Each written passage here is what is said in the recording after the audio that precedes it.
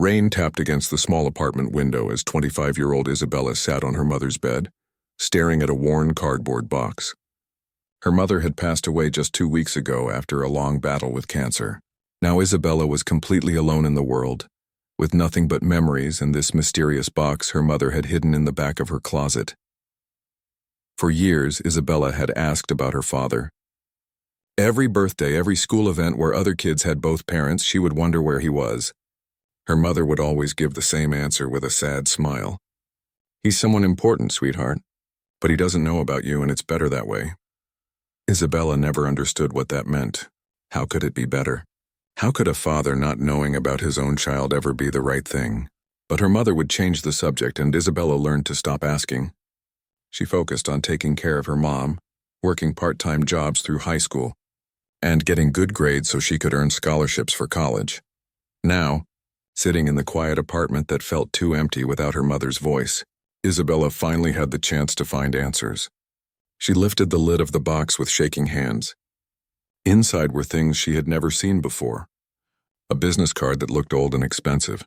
A photograph of a young man in a perfectly tailored suit standing next to a fancy car, and a piece of paper with an address written in her mother's careful handwriting. The business card read, "Davidson and Associates Financial," in gold letters. The man in the photo looked like he belonged in a magazine. He had kind eyes and a confident smile, but there was something familiar about his face that made Isabella's heart race.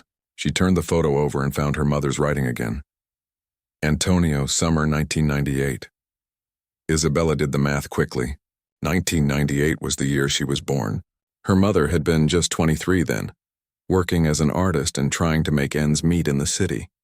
Isabella had seen other photos from that time, when her mother looked happy and full of dreams. But she had never seen this man before, and her mother had never mentioned anyone named Antonio. The address on the paper was for a restaurant in Manhattan called Le Bernardin. Isabella had heard of it before. It was one of those places where celebrities and rich people went to eat. The kind of place where a single meal could cost more than Isabella made in a week at her job, serving coffee and sandwiches at a small cafe in Queens. Isabella spent the next few hours searching online for information. She started with the business card. Davidson and Associates Financial had been bought by a bigger company 15 years ago, but she found articles about the sale in old business newspapers. The company had been worth millions when it was sold. She kept digging until she found a name that made her stop breathing for a moment.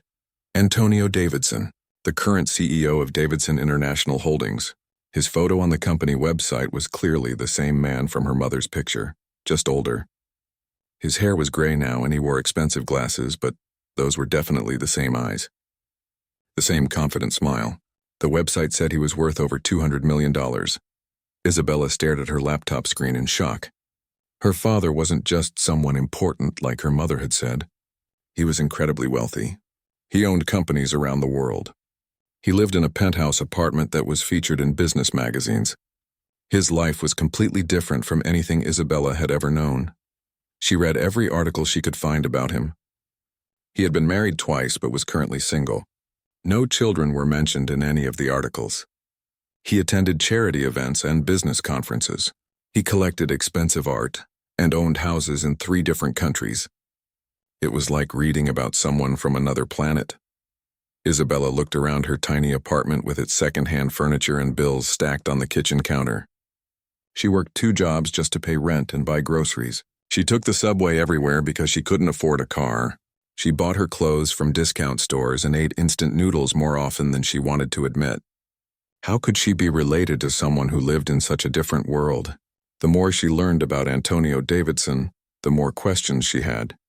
Why hadn't her mother told him about her? Did he really not know? Or had he known and chosen not to be involved? Would he even believe her if she tried to contact him? What if he thought she was just trying to get his money? Isabella spent days thinking about what to do. She could try calling his office, but she was sure someone that powerful had assistants who would never let a random person talk to him. She could write a letter, but what would she say? "Hi, I think you're my father because my dead mother had your picture." Didn't sound very convincing. Then she remembered the restaurant address.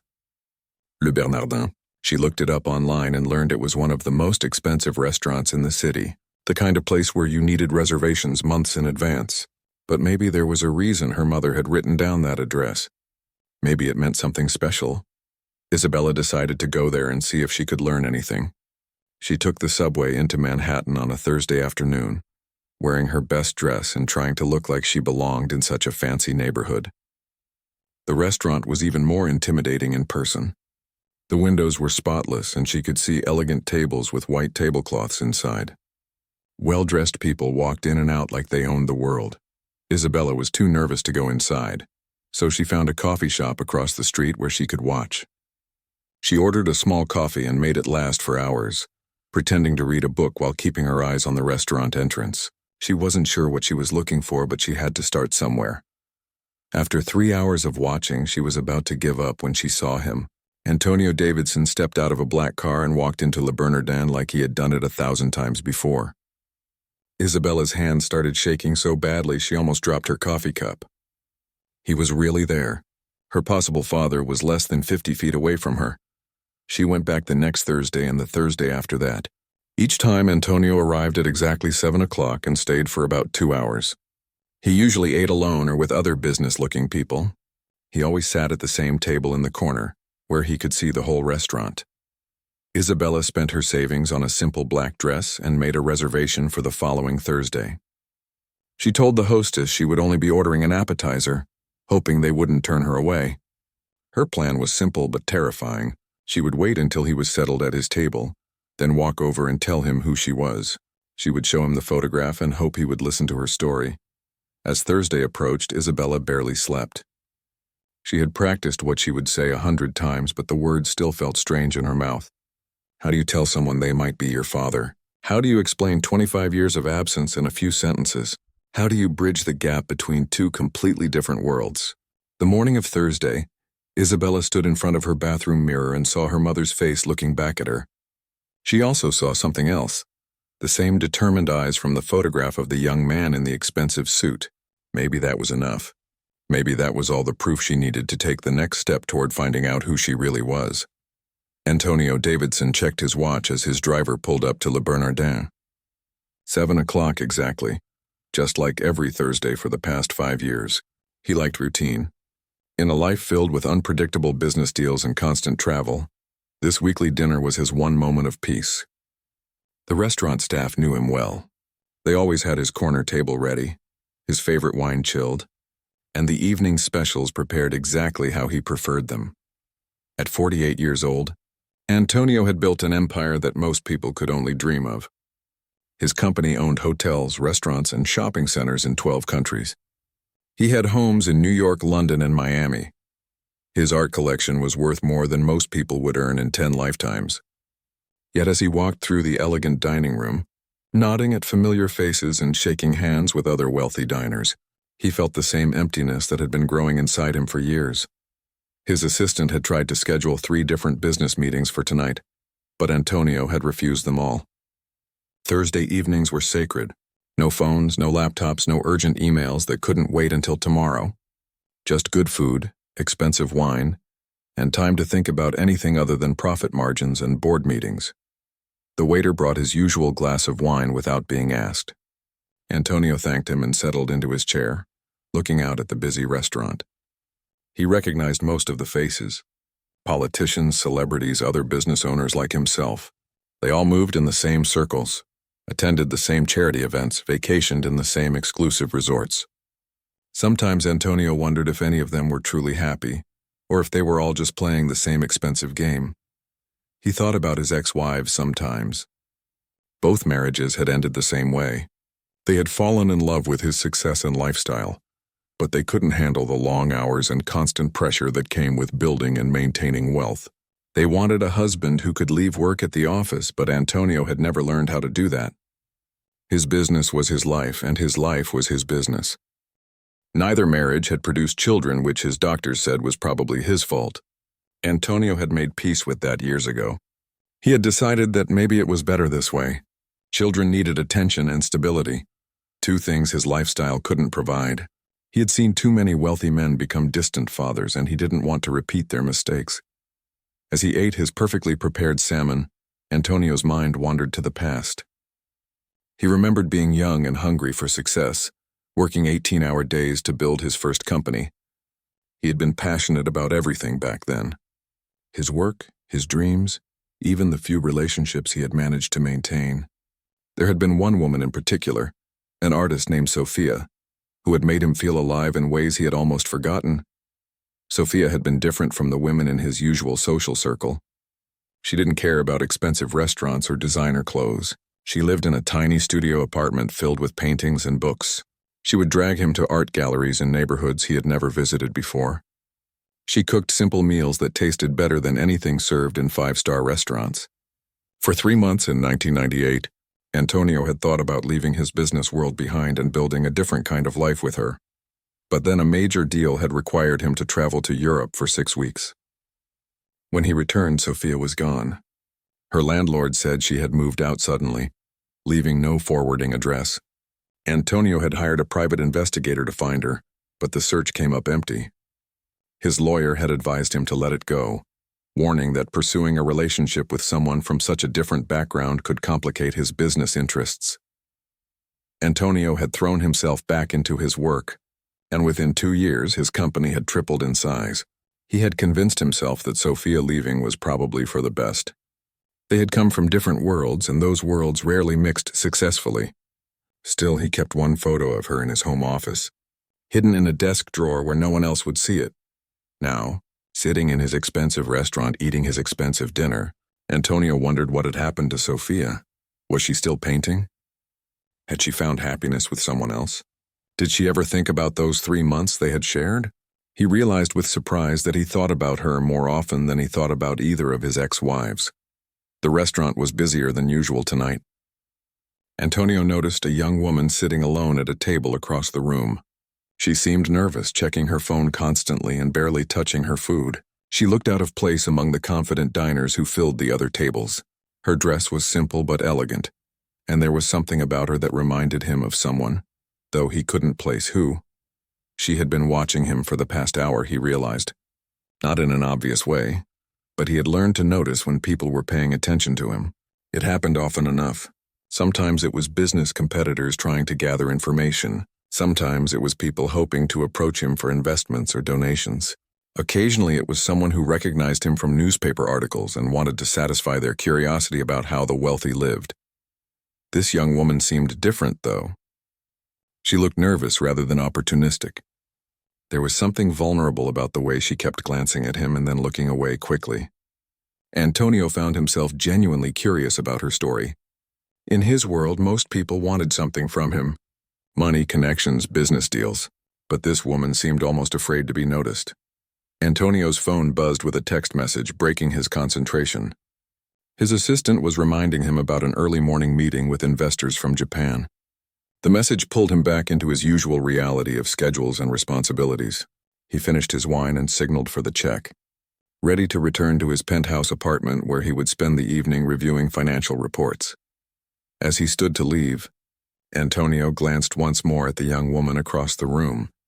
She was staring directly at him now, no longer trying to hide her attention. For just a moment, their eyes met, and Antonio felt a strange jolt of recognition. There was something familiar about her face, something that made him pause even as his driver waited outside. But then other diners approached him with greetings and small talk, and the moment passed. By the time Antonio had finished exchanging pleasantries and made his way to the exit, the young woman was looking down at her phone again. He told himself he was imagining things. In his business, he met thousands of people every year. Of course, some faces would seem familiar. Outside, the city hummed with its usual energy. Cars honked, people hurried past on their way to evening plans, and lights twinkled in the windows of countless apartments and offices. Antonio's driver held the door open, ready to take him back to his quiet, empty penthouse. As they pulled away from the restaurant, Antonio looked back through the rear window and saw the young woman standing on the sidewalk, watching his car disappear into traffic. Something about that image stayed with him during the short ride home. The way she had stood there, alone under the streetlights, looking like she had lost something important. Antonio couldn't shake the feeling that their paths would cross again soon, though he had no idea why he thought that or what it might mean for the carefully ordered life he had built for himself. Isabella's hands were shaking so badly she could barely hold her water glass. She had been sitting in Le Bernardin for 30 minutes, and Antonio had just walked in. Seeing him in person was completely different from looking at old photographs or watching him from across the street. He was taller than she had expected, and he moved with the kind of confidence that came from years of success. The hostess had seated Isabella at a table, with a clear view of Antonio's usual corner spot. She had ordered the cheapest appetizer on the menu, which still cost more than she usually spent on groceries in a week. Her savings account was now completely empty, but this was her one chance. She couldn't afford to come back here again. Isabella watched as Antonio settled into his chair and began reading something on his phone. The waiter brought him wine without being asked, and Antonio nodded his thanks with the easy familiarity of someone who was treated like royalty everywhere he went. Isabella tried to imagine what it would be like to live in a world where everything was always perfect, where money was never a worry, where people anticipated your every need. She pulled the old photograph from her purse and looked at it again. The young man in the picture looked so happy and carefree. The older man sitting across the restaurant seemed more serious, more guarded. 27 years had changed him, just like they had changed her mother. Isabella wondered what her mother would think about what she was doing tonight. Would Sophia be proud of her courage? Or would she be angry that Isabella was disturbing the life they had both stayed away from for so long? Isabella had practiced this moment 100 times in her small apartment. She had stood in front of her bathroom mirror and rehearsed exactly what she would say. But now, surrounded by crystal glasses and expensive artwork, all her carefully planned words seemed to disappear. How do you walk up to a stranger and tell them they might be your father? How do you explain 25 years of absence in a few sentences? The restaurant was full of quiet conversations and the gentle clinking of silverware against fine china. Isabella noticed how the other diners seemed so comfortable in this world. They laughed easily, ordered without looking at prices, and carried themselves like they belonged here. Isabella felt like an imposter in her simple black dress, afraid that everyone could tell she didn't have enough money to really be dining in a place like this.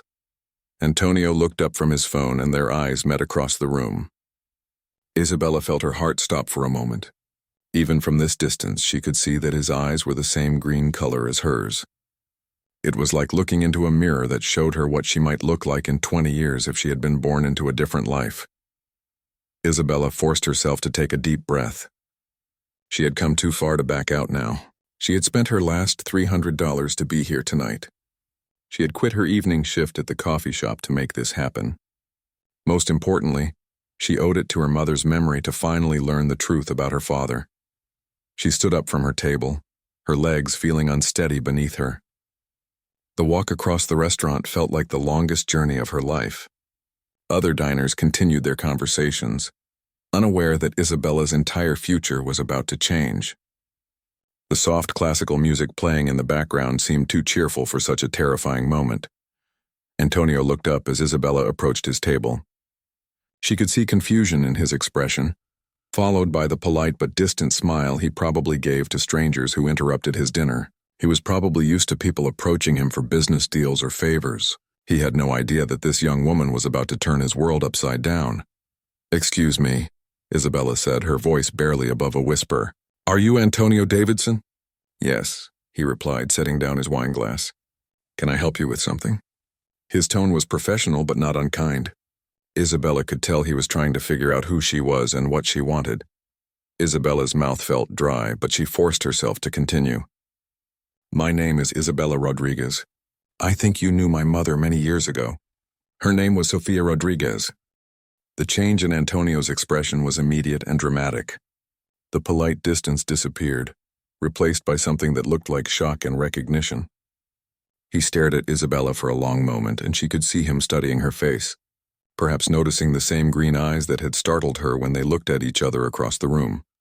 "Sophia," he said quietly, almost like he was talking to himself. "How is she? Where is she?" Isabella felt tears starting to form in her eyes. This was the hardest part, the words she had been dreading to say. "She passed away 6 months ago, cancer." Antonio's face went pale. He looked down at his hands, then back up at Isabella. "I'm so sorry," he said, and Isabella could hear genuine sadness in his voice. She was a remarkable woman. I tried to find her once, but she never forgot you." Isabella said quickly, wanting to ease some of the pain she could see in his eyes. She kept this. She pulled the photograph from her purse and placed it gently on the white tablecloth between them.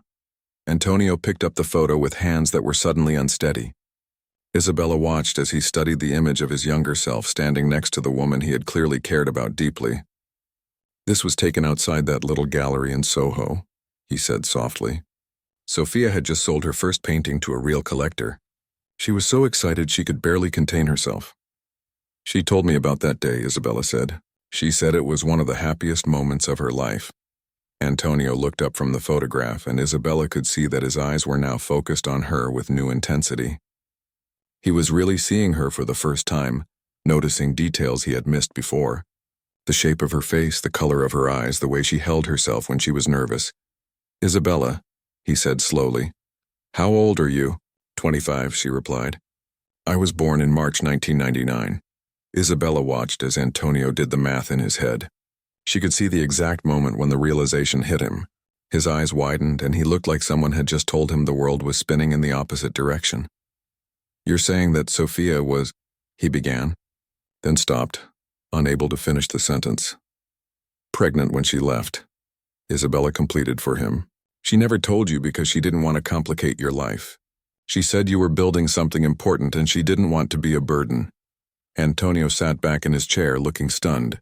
For a man who was used to being in control of every situation, he seemed completely overwhelmed by this news. Isabella could see him struggling to process what she had just told him.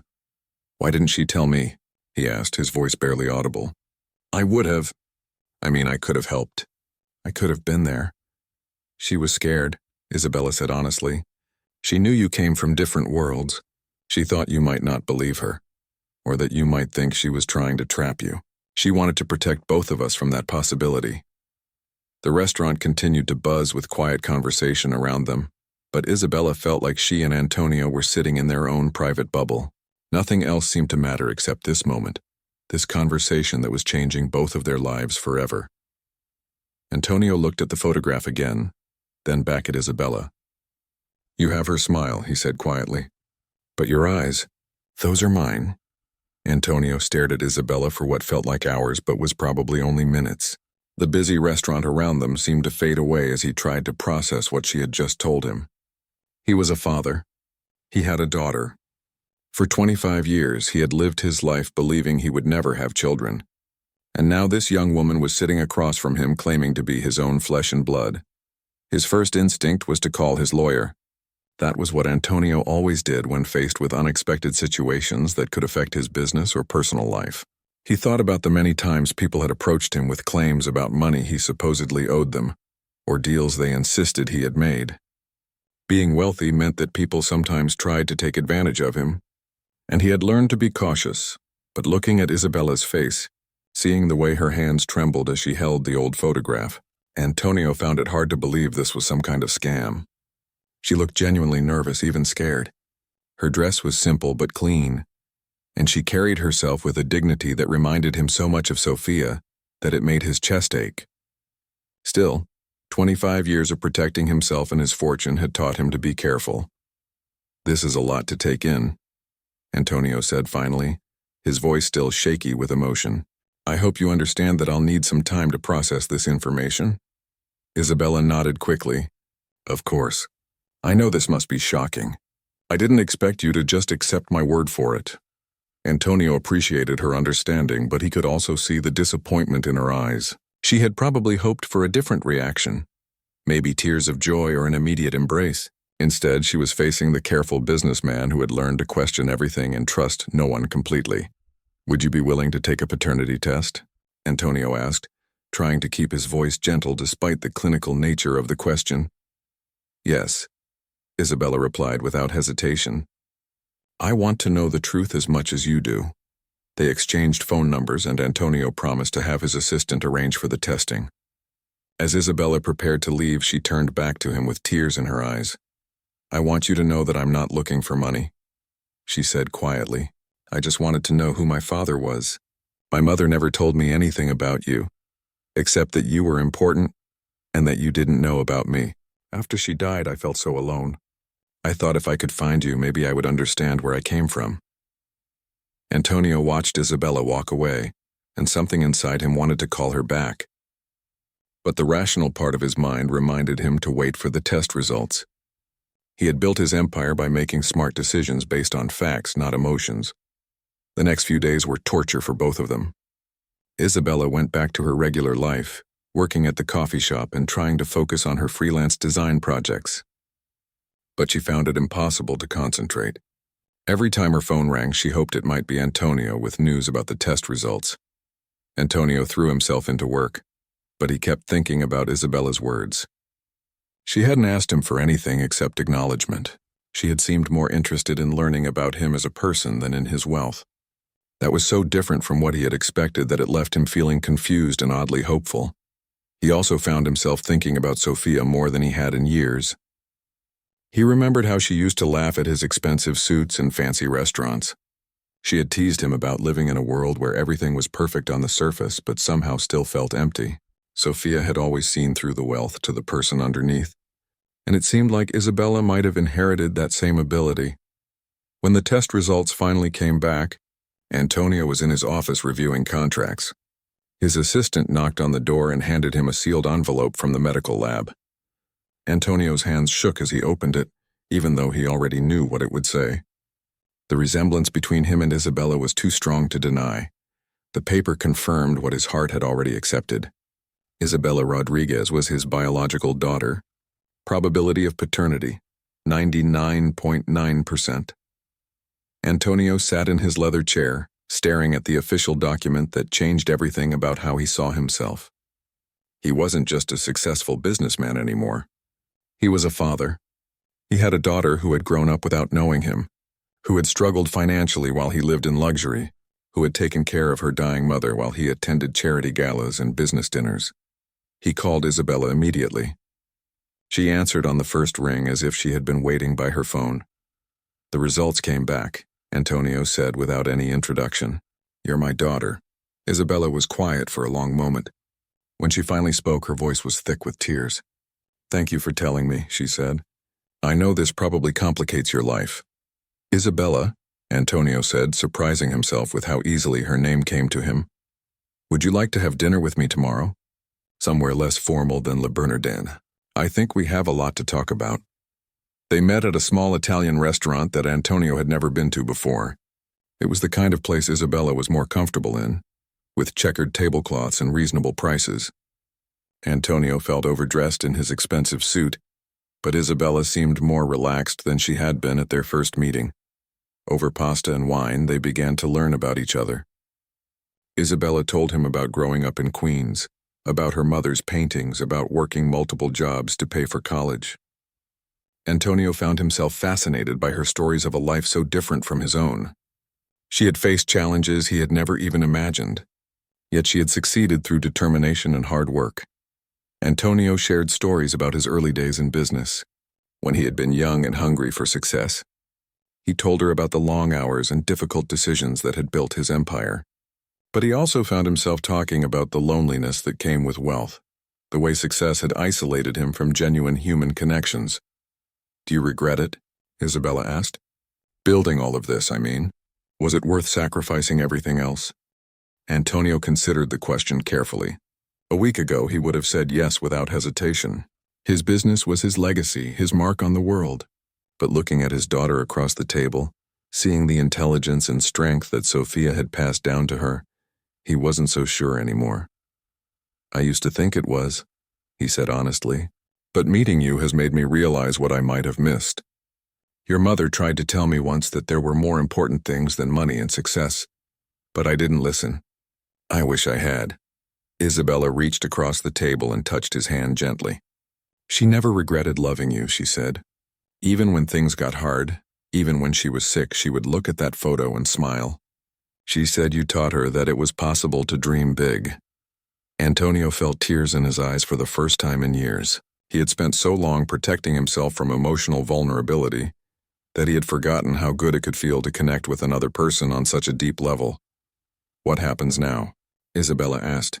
"I don't expect you to suddenly become a traditional father. I'm 25 years old and I've learned to take care of myself. But I would like to get to know you if you're willing. Antonio squeezed her hand gently. "I'd like that too," he said. "I have 25 years of catching up to do." 6 months had passed since that life-changing evening at Le Bernardin, and Isabella still couldn't believe how much her world had transformed. She sat in the coffee shop where she used to work, but now she was there as a customer meeting her father for their weekly lunch. It had become their tradition. Every Wednesday at noon they would meet somewhere simple and comfortable to catch up on each other's lives. Antonio walked through the door right on time, as always. He had traded his expensive business suits for more casual clothes during these meetings, though Isabella could tell he still felt a bit out of place in her old neighborhood. She watched him order a simple sandwich and coffee, remembering how awkward he had been during their first few meetings when he tried to pay for everything with $100 bills. "How was your week?" Isabella asked as he sat down across from her. "Busy as usual," Antonio replied. But his smile was different now. Warmer. More genuine. "We closed the deal with the hotel chain in California. But I have to admit I kept thinking about what you said last week about those art programs for kids." Isabella felt a surge of pride.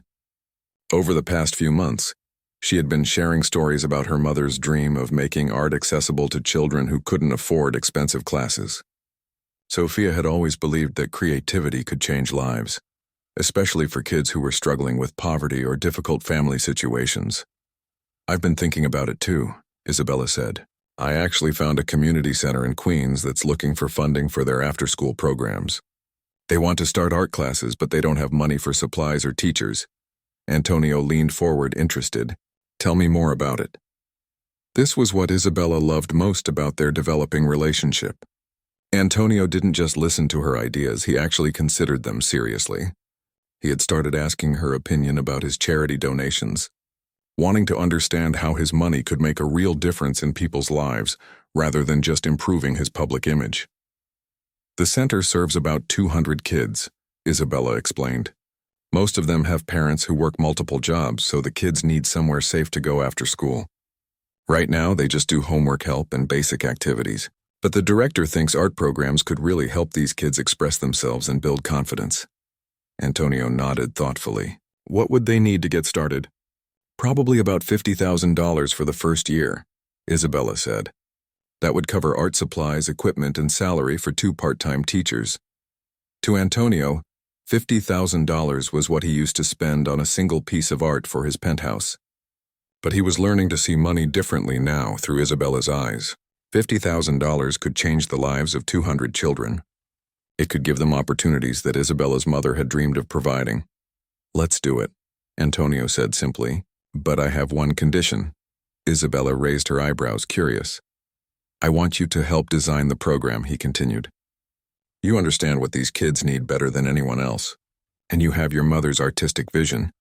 Isabella felt tears forming in her eyes. "You really think I could do that?" "I know you could," Antonio said with confidence.